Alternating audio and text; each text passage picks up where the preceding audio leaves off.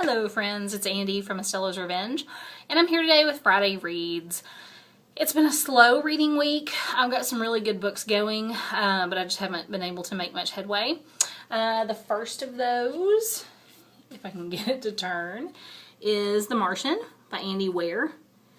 And this is a really interesting book. It's about a man who is left on Mars when his team thinks he has died, and obviously he's not dead. He has to come back. He has to survive with whatever supplies he's left with on the planet.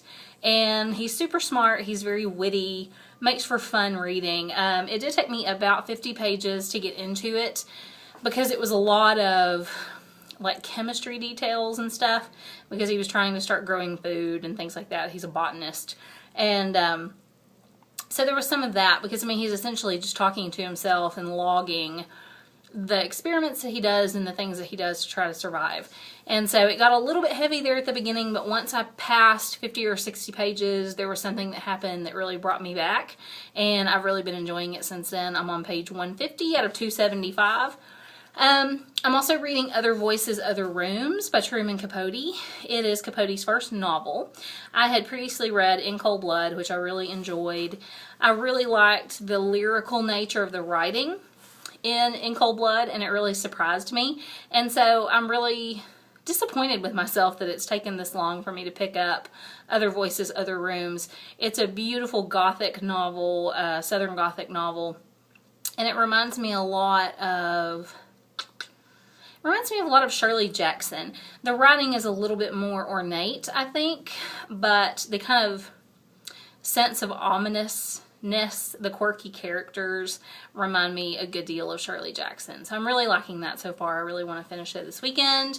And I have started, but I'm not very far into, The Blazing World by Siri Hustvedt. I've mentioned her here before in my must-read books tag, and she is Paul Auster's wife. She is a great writer. I've really enjoyed her books, and I haven't really enjoyed them lately. But this book, The Blazing World, that I'm reading now, seems to be up to par with the other things of hers that I've read and enjoyed, so I'm really happy with that. So yeah, those are my Friday reads. I should also mention that Steven from SteveReadsBooks was the one who recommended Other Voices, Other Rooms. He and Mercedes are doing a March Madness Southern reading event. Brooke Lee did one back in January that I didn't get to be a part of.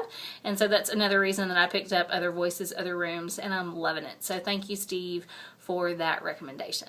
So without further ado, I'm going to call this video a day, and I hope you'll have a great weekend. Bye.